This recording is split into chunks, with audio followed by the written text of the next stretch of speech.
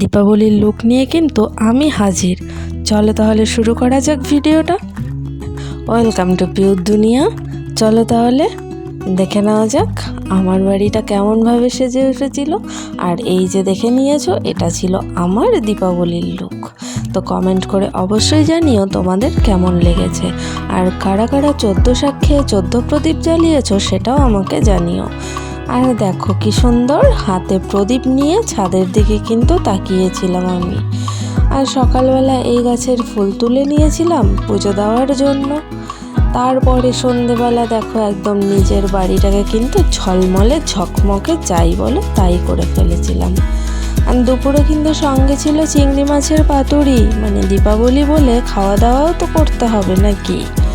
আর বাড়িটার মধ্যে বাইরে সব জায়গাতেই মোমবাতিতে একদম আলোয় আলোকিত করে ফেলেছি। তো তোমাদের কেমন লেগেছে আমাকে কিন্তু অবশ্যই জানাবে।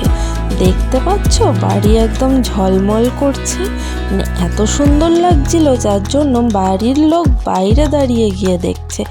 আর আমাকে দেখো, মানে কি বলবো, আমাকে তো দেখতে জাস্ট অসাধারণ লাগছিল। শাড়ি পরে একটু ঢং না করলে হয়, তাই প্রদীপ হাতে নিয়ে ভূতের মতো ছাদে হাঁটাহাঁটি করছিলাম আর আমাকে ভিডিও করে দিচ্ছিল। মানে এইসব না করলে কি আর হয় বলো তো, মানে সাজবো গুজবো আর যদি ফটোই না তুলি।